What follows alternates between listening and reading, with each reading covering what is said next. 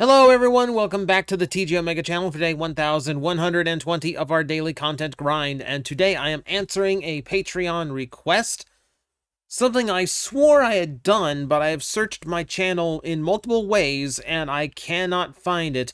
We're doing a tier list of Transformer cartoons, all the ones I have seen, which is to say, almost all of them.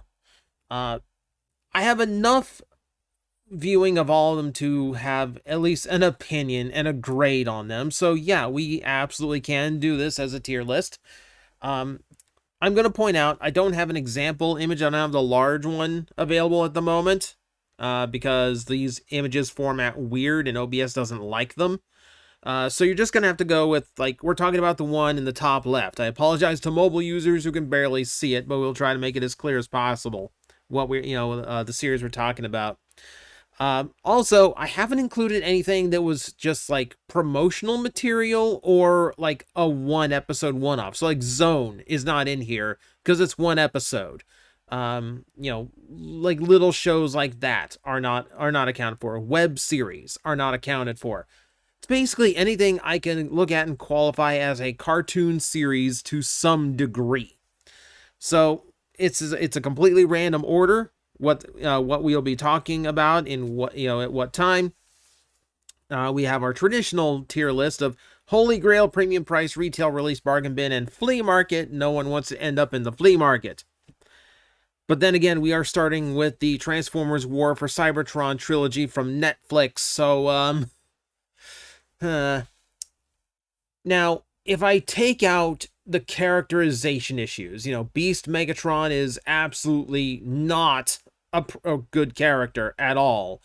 And if I take that out and judge it for what it is, still not great. I don't like the kind of story they are trying to tell with Optimus Prime, where he is very much like survivor's guilt type thing. Like, it feels very defeatist of Optimus Prime, which is not in his character, I don't feel. They brought back the good Megatron from the Machinima series, so casting works there. Had a good Starscream. Terrible choices for Dinobot and Tigatron. They had each other's voices, so like, iffy voice casting back and forth. Visuals were fine, except you could see where they got lazy. RC and Bumblebee never transformed, things like that. Lots of reused character models in the background, and not even in a fun way. Yeah, it didn't tell a story that I thought was all that great. We'll put it like that. Also, I did not realize this would stretch out the tier list. I'm gonna have to adjust this here in a bit if this gets too far. It follows that with Transformers Animated. I don't think there's a question about moving that all the way to the Holy Grail list. Animated is so much fun, and it helps that the creative minds behind it knew the franchise well, knew the original tropes, so it felt like a Transformers series while still doing some really interesting things. The human villains, the idea that Decepticons are overwhelmingly powerful, and that even one Decepticon is a full team crisis for the Autobots. The slow growth they had, the characters they start integrating with, like the backstory of Ratchet, cool characters like Lockdown and Lugnut. It's one of those series where even the brand new stuff is so standout, we still talk about it. That's a great sign. Animated absolutely goes to the top. Master Force is up next, and I'm going to be honest with you, Master Force could never hold my interest. I know a lot of people swear by it. I know a lot of people enjoy it. I don't know what it is. I don't know if it's the focus on having like for lack of better terms, a human cast. A cast of characters who are largely appear and act human most of the time, rather than the giant robots that I tune in for. It's not one that really ever held my interest. Like, I've tried watching it several times. I just keep getting bored. I don't know what it is. It's just something about the tone and the characters that don't really catch me. I will put it retail release, but I'll tell you this, it'll end up low on that side. It'll end up on the back end of that. Headmasters kind of falls into a similar category, but I do enjoy Headmasters a little bit more. We are already Getting hard to see. Let me try to adjust. This will be an ever-evolving frame. I apologize for that. But Headmasters, probably because it's continuing from where Season 3 left off, and ignoring Season 4. I think that does elevate Headmasters. I could stay invested in that. It felt more like weirdly written, but still a continuation of G1, so there's a familiarity there, without going so far out of the original concept that it threw me out. I still think it is a retail release set, but I do think it will be higher up on that. I don't want to put it up into premium. Go to Beast Machines. See, here's the thing. I often state that, like, Beast Machines is a good cartoon. It's just not a good Transformer cartoon. And on that, after re-watching it and reviewing the whole series in depth, I kind of still agree with that, but maybe not really. Like, even outside of the Transformer elements, there's a lot of writing flaws. There's some bad character choices. The animation, in my opinion, actually looks inferior to Beast Wars. It's stylized in a way where it just doesn't look right. So, we've been over this. I'm not a fan of this series. I am not a fan of this series. I'm probably putting it in bargain bin. It's probably going to stay in bargain bin. We will see where it ends up. I'm tempted to put it down to flea market. I'm tempted, but, yeah, let me do that. Let me actually do that. Let me do that, because, yeah, the War for Cybertron trilogy has at least some redeeming qualities to it. I don't want to put Beast Machines down into flea market just yet. That puts us to Transformers Armada, and I know you are immediately screaming for me to put it into the flea market, because that's what you expect out of me. I'm going to be honest with you. Yes, it is riddled with errors from editing and translating, because they were in such a hurry to get the show released in America.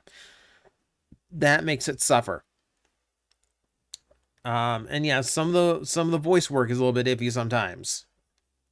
That said, it's going to end up higher on the retail side. Story-wise, I thought it was fine. Like, I watched the whole series, and I enjoyed the series for the most part. Yeah, it's got some weird episodes, and yeah, I don't think it's great, but I think it's okay. I think it's good. I think for its time, it was fine. I think it was the kind of Transformers show we needed. Okay, Transformers Prime. Do we pop this all the way up or not? What do we do with Transformers Prime? Let's see. Because yes, animation on that series is great. Voice work is great. I will admit, story does bog down in the third season, because, like, once they get to Beast Hunters, you're in, like, basically a Pokemon hunt of just, like, find the bone. Where's the bone? We gotta get to the bone.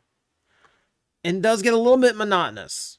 So that said, style and visual and voice quality plays heavy into that show. So, yeah, we'll put it up. We'll put up the Holy Grail. I'm just going to tell you right now, there really isn't any prize for guessing which ones are going to end up in the Holy Grail. I think they're pretty much universally agreed upon. Okay, so Rescue Bots, and I'm going to dig through here to find Rescue Bots Academy for the same reason. I'm going to put them up to retail both at the same time here, because they kind of flow the same way for me. Again, shows that didn't capture my interest, but not because the shows were bad, but because they just aren't my tone. They just aren't something I would sit down and spend time watching, by full choice here. For me, it's just, they're okay. They're okay for what they are. They're fun little kid shows. Then that's about as much as I could really glean from them. It's not something that I would go out of my way to watch. Let's put it that way. And that gets us to Beast Wars. And yeah, that's pretty easy. That's pretty easy. I still consider Beast Wars to be the best Transformer cartoon we ever got. The voice casting is great. The story is fantastic. There's elements of that story and there's guts to that story that a lot of Transformers series kind of fail to reach. It's a good show. I don't care how dated the 3D animation is. It's still good. You don't have to look good to tell a good story or to have good writing behind you. Like, the show is exceptionally well written and well balanced, you know? You've got the occasional comedy episode. You've got those super serious, the time stream is at stake episodes. It's a good balanced show. It's a really well balanced show. We're getting into Beast Wars Neo and we're getting Beast Wars Neo here. And Neo's, again, admittedly one I have not watched all the way through. It's okay. For what I saw and for what it is, it's okay. I will admit I probably need to watch more to judge it fairly. But for me, it's never going to escape being compared to Beast Wars because it's another Beast Wars show. You know, so it's always going to kind of live in the shadow of that original series. And in that regard, Beast Wars the second. I might as well just do this because the comments are going to be exactly the same. I put Beast Wars second in the same spot where they're not as entertaining to me as Beast Wars was. You know, they kind of fall into the tropes of the Japanese series that came before them. Things like shows like Headmaster, like they followed like the Japanese tropes, and not even like car robots. Like, it really does feel like the kind of storytelling they would do in like Victory, except the Beast cast. If that makes any sense. It just kind of feels like they kind of stick to the same formulas, and the same tones. So it doesn't stand out as much as Beast Wars does for me. We get to the Machinima series. Oh, it hurts, doesn't it? It hurts, doesn't it? The Machinima series are poorly written, poorly animated. They're very, very stunted three-dimensional animations. There is laziness again in the fact that they're focusing on combiners, but they are never separating, so you don't get to see the individual bots. It falls into a lot of the same tropes that the Netflix series does, except done worse. And to be fair, they try. They got some G1 voice actors back. They got some surprising names. Will Wheaton, Jason David Frank. They got Mark Hamill. They got Mark Hamill to be Megatronus. But voice casting, Ron Perlman as Optimus Primal before Rise of the Beast.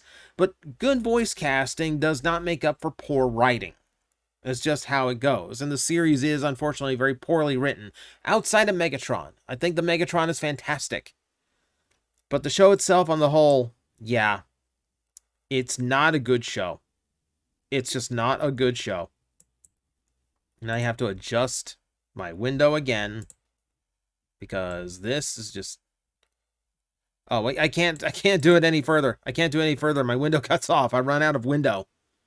Okay, we're stuck with this. I apologize. The bottom row is about to go in the dark.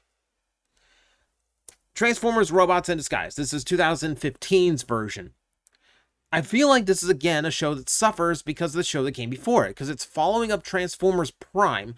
And the problem is, it's not nearly as good. The animation definitely suffers. The story doesn't feel like a proper continuation. It's in the same universe, but the tone is different. The style is different. That really hurts it in the long run. I like the interesting concept it has for, like, a sect of Decepticons to be the villains that are animalistic, that are different, Visually, you can tell an RID 2015 Decepticon from your usual G1 rabble. But it doesn't... That helps it stand out, but I still feel like it just doesn't live up to what it had before. I do like characters in it, though. I like Strong Arm a lot. I really think Strong Arm should get better, like a better shake because of how, how nice her character was in that series. I feel like Bumblebee got shafted in what should have been his own series by, shoving Optimus Prime back into the fold. That was a little bit disappointing. So I'm going to put it up again. I'm going to put up somewhere medium. I'm not going to put it terribly high, though. I'm not going to put it terribly high. You know, it just kind of falls in. It kind of does. It does. It feels like Transformers primed a little bit of Rescue Bot flair. I think that's actually kind of a apropos way of explaining it. The next one you're not going to recognize from the thumbnail, I'll tell you right now. It's Transformers Go. And visually, Transformers Go is fine. It feels like an evolution of what they were doing in Transformers Cybertron, but it is more of a promotional series, but there are enough episodes for me to call it an actual series. Story happens. Characters happen, you know? So I will give it that much credit. That said, it's a very weird show. It's a very weird little mini-series. You know, when you have two differing teams of Transformers basically telling the exact same story. That feels a little bit awkward. So I can't really give it any story credit. I can't really give it originality credit. It's kind of pseudo samurai-ish. It's not great though. It's not great. It's a good ideas that are kind of wrapped up in like I don't know what to do with them. Like I know. It's just not very well presented. And I know that's because it's promotional, because it's supposedly cheap. It was designed to be cheap, but still, I've seen promotional material handled better. Could have been better. BotBots. Okay, so here's the thing with BotBots. It's a show. I enjoyed what I watched of the show. I think the premise is funny. I think the characters are funny, and it's meant to be a comedic Transformers cartoon, which is exceptionally different. And I got to give it a lot of credit for that. It's one of those shows where I'd watch a few episodes in a batch and then take a break from it, go like, okay, I can't marathon this show. I'm enjoying it, but I need to take breathers. So I took a breather every now and then. And eventually I just kind of ran out of time to go back and keep going. For what I saw, and for the amusement I had for the series, I think I'm going to put up premium. It's an oddball series, and I think I need to credit that. I don't have much of a scroll wheel here to adjust this. Okay. So yeah, it's good for what it is. I will admit, I know a lot of people who really love BotBots as a show. Which is one of the reasons why I'm putting up very high, because I don't think the show does something wrong. I feel like it's just different, and maybe not entirely for me. I enjoy it, but I don't enjoy it enough to sit and marathon it. I equate it to like Teen Titans Go. Yes, compared to what came before it, it's really not, in the same ballpark in the least. But that doesn't necessarily mean it's bad. It means it's designed for someone different than me. And I still have to acknowledge when it's good and still doing that. And BotBots is good. Maybe not just entirely my speed of show. That's all. So I will put it there and give it credit for that. That brings us to Robots in Disguise 2001. And I have to use the Car Robots DVD cover for this image because there is no DVD for this series because the rights to it are in hell. This is another one that's just kind of like a series loaded in anime tropes. And if we were judging by the Japanese series, probably on the more uneventful side. I feel like the dub helped this out tremendously because a lot of the cast got over-the-top voice roles. A lot of them got to add a little bit more character to the performances. It's a little bit more playful. It gave us Skybite. Of course, But that said, yeah, the show is good. I like the show overall. It does fall into a lot of anime tropes, and again, it just kind of feels like it's in that same, like 90s anime wheelhouse that, and just kind of like doing the Transformer thing as an anime, which is where my criticism of Beast Wars 2 and Neo lie. Same as a lot of the animes out of Japan. That said, I think I want to put it high retail release. I'm stacking retail release. I know I am stacking this. Because there are a lot of shows, admittedly, that are just kind of there. Because we admit, like, there's a lot that are just designed to, sell toys. If I was more experienced with some of these series, if I had watched through more of them, like Rescue Bots, for instance, Rescue Bots would probably end up, you know what? Hang on. Here you go. By the same thing I judge BotBots for. It's good, but it's not for me. I will also judge Rescue Bots and Rescue Bots Academy. Because what I've seen of those shows is good, but it is not necessarily for me. For the audience it was aimed for, it is really, really good. So, okay, I will amend that right now. So for the Rescue Bots defenders who were immediately giving me harsh time in the comment section, there you go. I want to be fair here. If I'm going to judge BotBots that way, I will judge Rescue Bots that way. That's only fair. Did I mention I put this at the top of retail release? We're talking about Robots in Disguise 2001. Yeah, I put it into top of retail because, yeah, it's a decent show. Falls into tropes, but I do think it's more entertaining than some of the other animes. I think it's more entertaining than, like, Beast Wars animes. We get to Transformer Cybertron, and this is, again, this one's actually tricky. Because I think it's more interesting as a story, because it actually has story that lasts 50 episodes, unlike its predecessor. So I do kind of feel like, yeah, it's a better series. I want to say it is better than Armada, especially because the dub is a lot more consistent. It's still a weird series. You know, it's still, you know, like, I think it tells a better story. I think it has the better design work. I think it has a better animation than, like, Energon before it. It's still not something I think I would put it premium, though. I don't think I would put it that high. You know, for what it is, like, I kind of want to put it, like, right there. Maybe top of retail. Maybe top of retail. I do think it's better than Armada.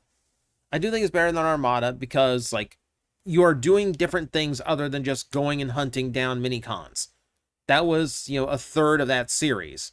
And while that sustains the series for a while, you know, different things are great too, you know, and, you know, Cybertron with its multiple planet settings, its multiple challenges that the Autobots faced to earn the Cyber Planet keys, you know, the cast of Decepticons being so broad themselves, I think there's a lot to Cybertron. Now, granted, if we were judging the Galaxy Force version, I actually might put it a little bit higher up, you know, because the directors in that series actually cared. But we'll put it there for now. We'll put it there. I think that's fair. Here's the one that's always going to be controversial because, you know, this, you know, we can't bring up this series without someone going off on it. And I'll warn you right now, if you go off on it in the comment section, I'm just kicking you out.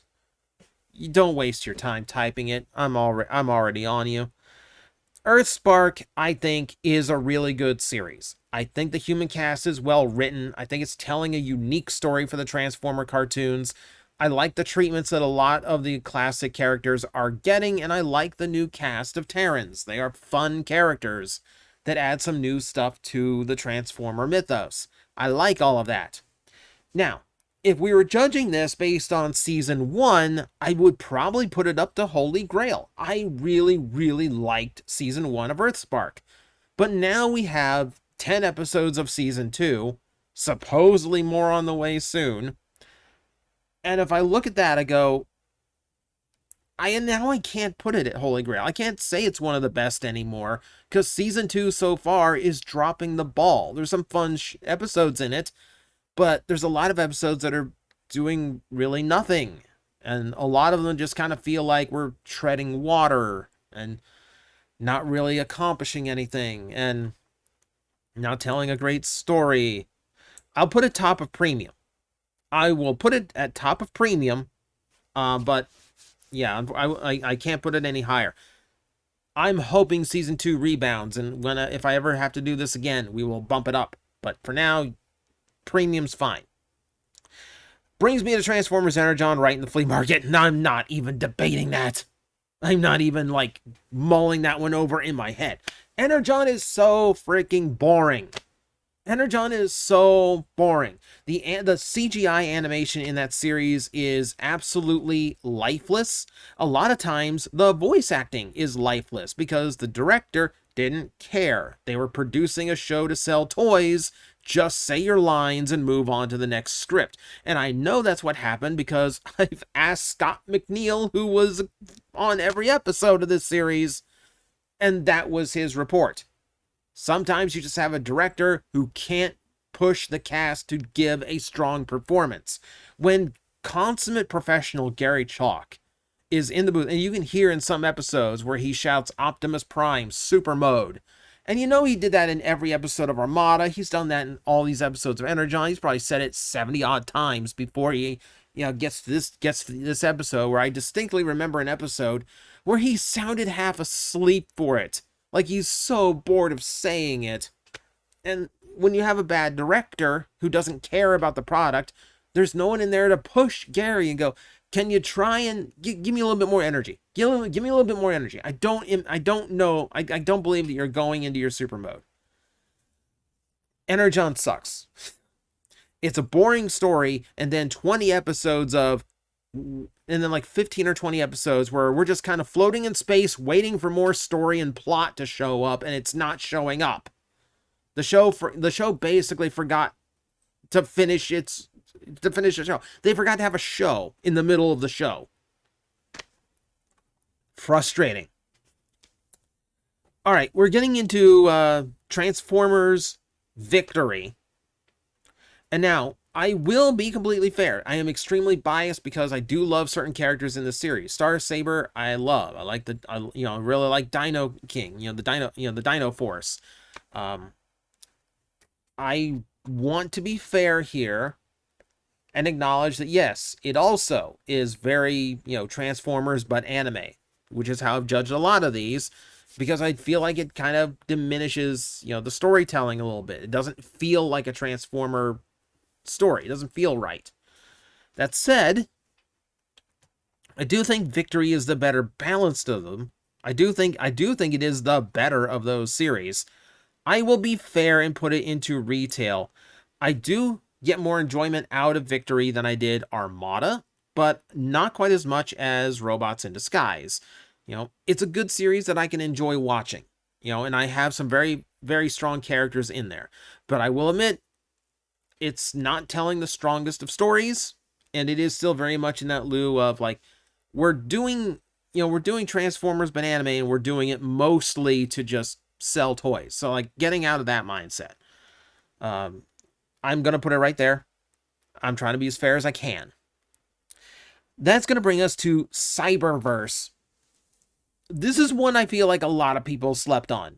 Cyberverse was one of those shows that came out and they announced, oh well, we're doing like a 2 episode per 22-minute block, like 11-minute episode format. And as soon as you tell me that, I'm like, that's not what Transformers has ever done. That's not enough time to tell Transformer stories. How am I going to get invested in characters if I only have 11 minutes to hear a story from them? But the show's actually good. It actually is really good. I think, season 1 has its issues, but it is telling something new. It's Windblade and Bumblebee, who's doing the movie chirpy radio thing. It's that going in, kind of like going on a trip to find the Autobots. So that's telling a different story. Then we get into a more traditional area. It's where it's Autobots versus Decepticons on Earth. We go to Cybertron, the Quintesson thing happens, and then this thing picks up into such a high gear. Oh my god, once we hit Cybertron, everything in this series changes for the better. Everything gets really, really good and interesting. Characters feel really strong and start developing some like shades of gray and nuance to it. It's great. It's great. I'm actually a huge fan of this series at that point. I will put it to premium. I will put it below BotBots because, it's an inconsistent series. BotBots is absolutely consistent in what it's doing. Cyberverse, inconsistent, but when it finds its steam, when it finds its pacing, oh boy, you are in for a ride. And that is going to do it for this tier list. Yeah, thank you very much for the Patreon request. I hope this satisfies. I hope your favorite ended up very high up on the list. I know a lot ended up in the middle, but that's kind of how these things go. So, with all that said, thank you everyone for watching. I will see you next time.